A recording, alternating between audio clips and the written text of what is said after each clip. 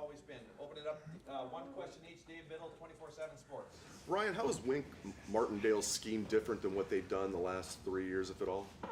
Very similar. A little bit more pressure, but he's got his own flavor to it. But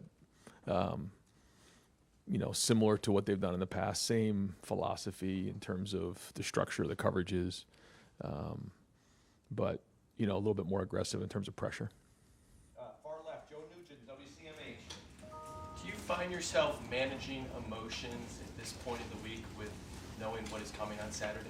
I think this part of the week you're putting the plan together, and you really try to make sure you're focusing on the process right now, because you only can really control what you can control.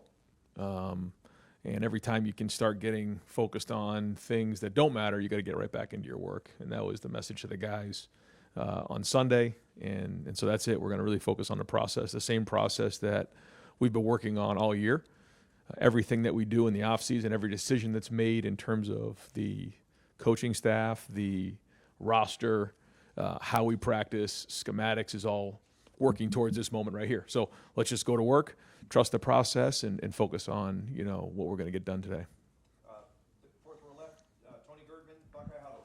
Ryan, you got bringing guys in from the portal who have all played in rivalry games. They've experienced it. What do you tell them when in the recruiting process and then in January and February and April and things about this rivalry? Yeah, well, in the recruiting process, you make sure that that's when they commit, that's the number one goal. Understand that, for everybody in the program, that is the number one goal when you come here is to win this game. And that needs to be embraced. And then you go on from there. And we live it every day of the year, in our workout, the way that we structure everything. And then, just the fact that, like, if you know, you know. If you don't know, you don't know. So lean on the guys around you that have been in the game before, players, coaches, everybody else in the building. Dan Hope, 11 Warriors. Will Howard leading the FBS in completion percentage right now. Did you expect that he was going to play as well as he has, or has he exceeded your expectations? I mean, our expectation is to win. That's it. I think when you start worrying about other things like completions or stats, you can start to go down a bad road. I've said this before. We've had Heisman Trophy finalists. We've had, number one defense in the country, whatever it might be. And, we're more focused on winning than anything else. You can see, if we had made a decision to play more snaps and go up tempo and do different things, and maybe his numbers would be different than they are right now. Maybe, Quinshawn and Travion would be different in terms of their stats, and same thing with the receivers. But decisions are made to, reach our goals, and, we expect to win. And that's it. But, we're going to need him to play well. He's got to be a great decision maker. He's got to go get his first pair of gold pants. Spencer Holbrook, Letterman Row. Ryan, what did you like from Carson and Austin on Saturday? What do you see that makes you think that they're ready for this challenge to come out? You just go off what you see in practice, on the film. Two guys that, now are, getting more and more reps under their belt. Now, obviously, Carson has from last year, but now Austin as well. I think they both had a good week of practice last week, and I thought they had great energy out there. I thought they gave great effort. When they did miss, they swung and missed pretty hard, and it'll be that way this week. We've got a big challenge with the two inside guys in the front that they have, but they'll be up for it. We'll have a good plan. Joey Kaufman, Columbus Dispatch. Ron, you've talked before about how situations and analytics have guided some of the fourth down decisions as you guys go for it more often this year. Looking back on last year's game against Michigan and some of the decisions in that game, the 4th and 1 where you punted kind of near midfield, wondering if that had any sort of effect in the way you've kind of changed your approach, because you look back on that year now, it's like now I might think you guys might be liable to go for it in those spots. Yeah, I think you take every situation as it comes, and you try to make the best decision you can. Certainly the analytics will tell you what to do, but you also have to, figure out what can best win the game. And so we'll do the same thing in this game right here. We always want to be aggressive, but we also have to do what's smart. You have to take the emotion out of those decisions and do what's best for the team. Don Taberry, WBNS. Coach, how much will you pay attention to the weather this week? They're saying 19 degrees early on and then in the low 30s, and how will that affect the game? I just think that, when you get to this time of year, you're going to deal with weather. We've said that all along, and, it'll be the same for both teams. But, this time of year, you're expecting, cold weather, you're expecting wind, rain, snow, all the above, and you got to have a plan for it. So, we'll be ready to go. It'll be the same for both teams. Cameron T. Robinson, The Athletic. Ryan, when you have a senior class that came back for this game, and they're all as experienced as they are, do you have to talk to them about managing their expectations, their emotions, so they're not too high for this, or is that something that you trust that they know how to handle it? I think, again, when you focus on the process and you focus around your team, and you're with your guys in the Woody, it certainly can avoid distractions this week, and I think that's what we need to do.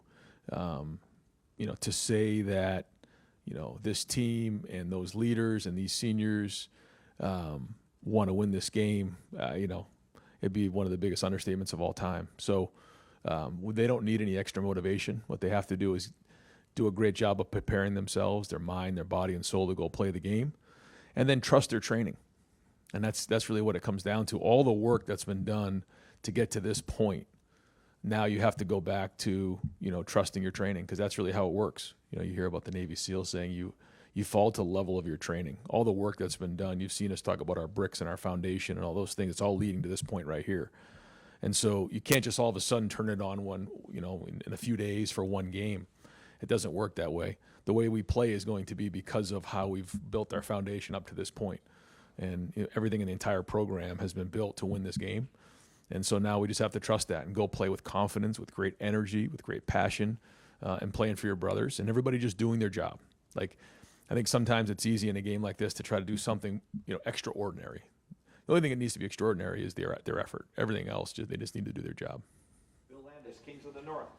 Ryan, your guys' third down efficiency is down a little bit from what it's been historically here, but I think your fourth down efficiency is maybe the best it's been since you've been here.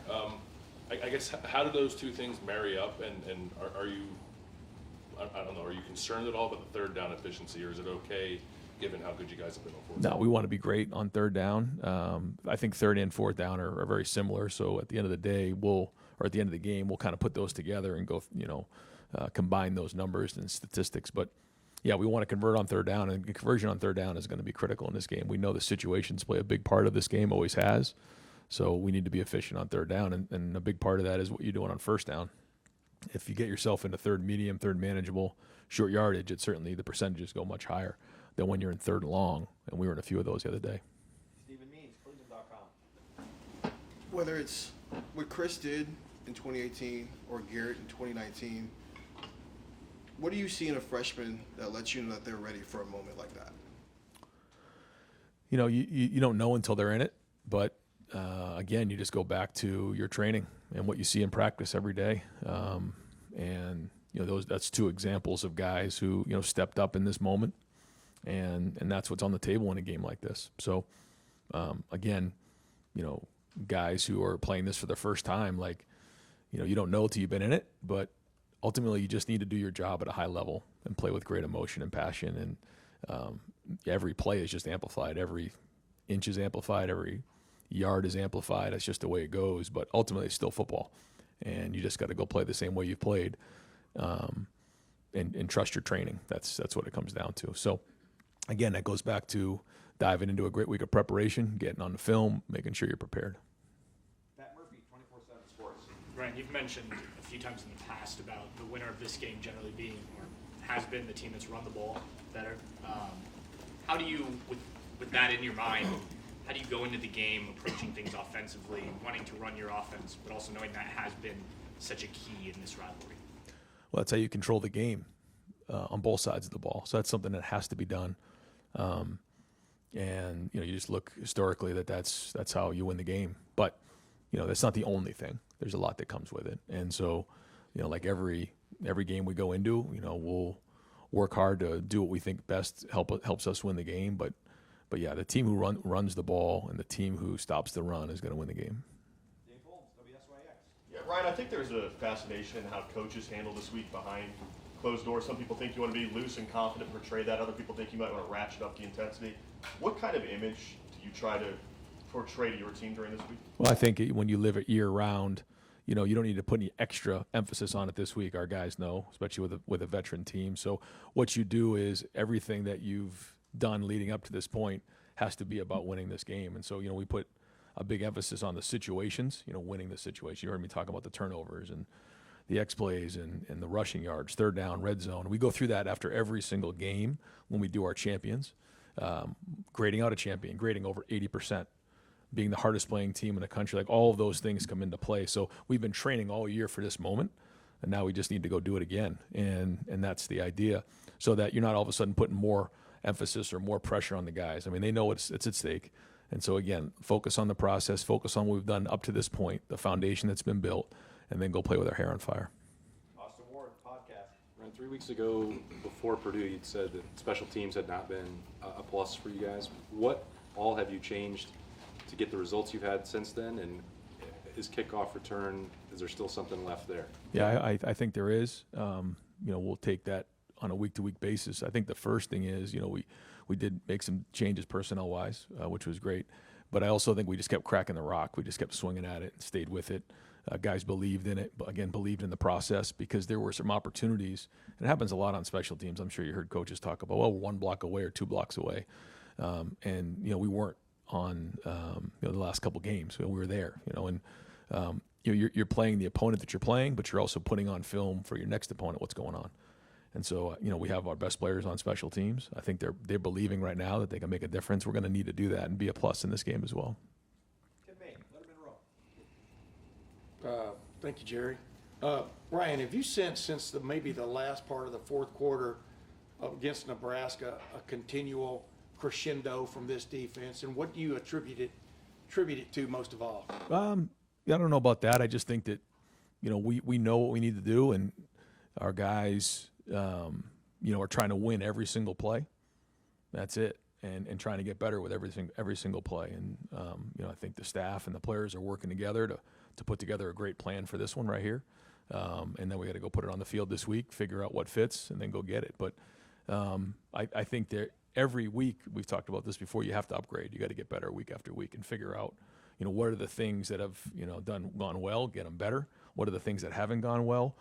And then obviously get those fixed. And I think that's just a process of during a season. And, when something doesn't go well, you got to address it, and you got to have honest conversation and address those things. So even coming out of this past game, there was a lot of things that we had to get fixed and addressed, and we'll continue to do that this week. But I do think our defense is playing with confidence, and they'll have to start right from the jump on these guys. Pass rush especially has come on, it appears.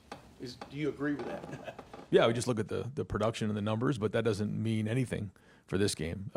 Again, we've said this before, nothing that you've done in the past has anything to do with what's going on moving forward. You got to go do it this week and put it back on the field, because everything you've been doing up to this point should lead you to have confidence in what you're doing, but it doesn't necessarily mean you got to go do it. You got to go do it. Rob Aller, Columbus Dispatch. Brian, you like to say this is a player's game. Right. You played the game, and then you transitioned to coaching. I'm just curious, when you're on that sideline, what's it like knowing that you can only take it up to a certain point, and then it's those guys on the field? Is that frustrating at times, tough, exhilarating? I mean, that's got to be a little tough thing for people. That's the difference between playing and coaching, right there. Yeah. When you're playing, as a coach, you try to control everything you possibly can. And that's why I think I've said to you before, I get more worked up right now during the week than I do later in the week, because I know this is the impact that us coaches can have, making sure we're putting the right guys in the right spots to be successful, making sure our best players are where they need to be, training during the week to make sure we're ready to go. And then as we get closer, it's a player's game, and the player's got to play. But, in this game right here, I'm going to be right there with them, swinging as hard as I can with them. Giving them confidence on the field. They're going to play with great passion in this game, and just making sure that we have answers for them during the game. And that's what coaching's all about, giving them answers and making sure they're in an environment to be successful. And then identifying the things that, didn't go right and getting them fixed, but all in a process to get to right here, right now. Dylan Davis, Delaware Gazette. Jelani's had to play a lot, obviously, given injury. The word consistency is always starting out with him, just about being more consistent. Has he got to a point now where you feel like he's 100% trustworthy to put on the field in any situation, even if, Yeah, we need Jelani to give us real snaps, and it was good to see him get that touchdown. That was big. He's made some big blocks for us this year. So you just, you never know in games like this when your number is going to get called in a big moment. And, we've seen that before in years past. So, no matter who it is, everyone's got to step up their game, and the tight ends will have a big part of this game as well. Stefan Kreisny, Cleveland.com. Obviously, none of the games this season are of this magnitude, but do you feel like there's stuff from Oregon week, Penn State week that your guys can take just about the way they handle some of the bigger matchups, the matchups that are talked about different than others going into this game? Yeah, I mean, there's nothing quite like this game or this stage, but it has been good for us to get tested this year, to work through some of those issues. We've gone down in games, we've lost the game, we've been through some adversity, in big games, early in the Penn State game, even last week. But I think all that, adds to the character and resilience of your team, knowing that no matter what comes at us on Saturday, we'll know how to react.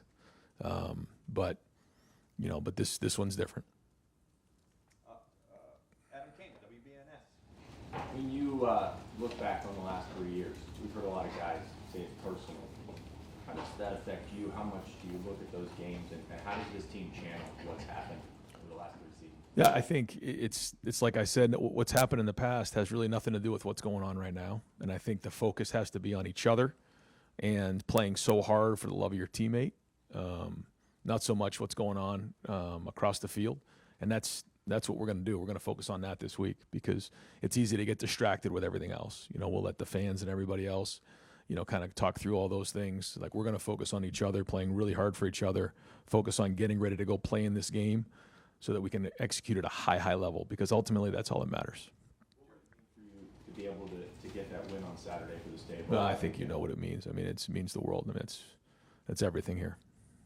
Jeremy Birmingham, podcast. Ryan, speaking of distractions, signing day is now next week, which is kind of insane with everything else going on.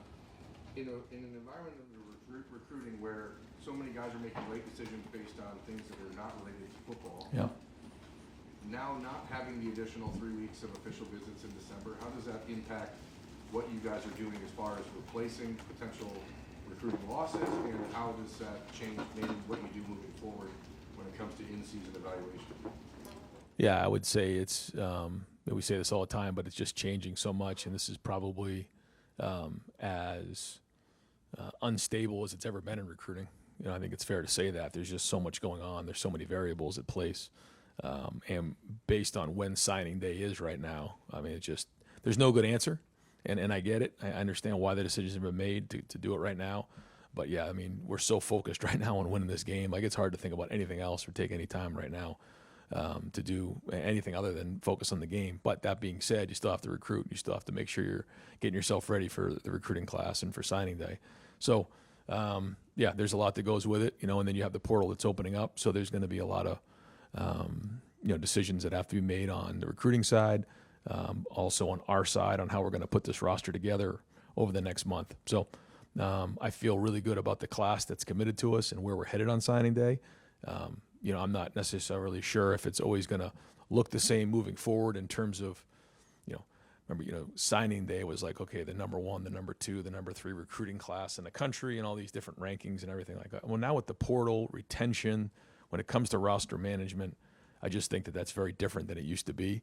And we got to do what's best for Ohio State and making sure our roster is right for next year. Sure, I mentioned before, but with this moving up the signing day to next week, do you think that that's the right time for it, or is there a preference for you as one of the, Ohio State's one of the biggest brands in football, so your opinion matters, but where do you think these should fall? Well, I was part of those conversations in trying to move it up, as much as we possibly could. I think the conversation there from the high school, feedback from the high school coaches was that, maybe now players would start opting out because they signed early.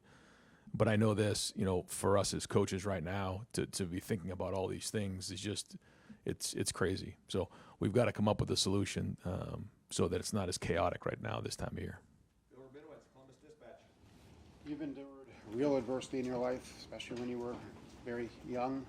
So I was struck when I heard you say that losing the last 3 years to Michigan's been one of the hardest things you've endured. Why has it been that hard? Why do you put it at that level? And can you describe the pressure that you personally feel this week? Yeah, I would say not to get into too much of it. It's just, this game is a war, and anytime there's a war, there's consequences and casualties, and then there's the plunder and the rewards that come with it. That's what it is. And I just think that that's really what it comes down to. And so, as we all say, and it happened in my press conference, the number one job is to win this game. And so, that's the focus right now. And I don't want to get too much into the past because we're just focused on right now. And we've worked really hard to get to this point. I think I'm excited with the fact that, our guys are here now because, when you go through the off season and you talk about this game, it's just like, all right, well, how many times are we going to talk about this? We got to get to this game and go play it. We're finally here right now. So that'll be the focus. And then in the off season, we'll figure out what's what. Anxiety, excitement, how would you kind of describe your emotions? I'm excited. I'm excited about this game. I'm excited about this team. I love the look in their eye. I love coming to work every day. But this is not about me. It's about these seniors who decided to come back. They want to have a pair of gold pants. They want to have hardware. So that's what motivates me, and I'm excited for them so they can go out there and play this thing and go win it. Last question, Steve Hellwagen, 24/7 Sports. Yeah, Coach, this last stretch, 3 of the games you were in the 170 range rushing, but Nebraska and Indiana, you guys failed to get to 100. In terms of rushing, we know what Michigan has been able to do against you guys, rush defense the last few years. Do you go into this with a strong sense that you're going to be able to establish the run, and will it maybe take some unorthodox thinking or different ways to attack that? Well, I think we don't have a choice. We have to if we're going to win the game. So we'll always do what we think is best, but it comes down to everybody executing at a high level and physicality, and our running backs got to get downhill and find all those hidden yards. Our offensive line has got to get movement up front and handle their front. They have a good front. There's no question about that. But that's not going to change our attack. I mean, we got to do what we've done and trust our preparation and go get it. So yeah, I mean, the team who runs the ball is going to control the game.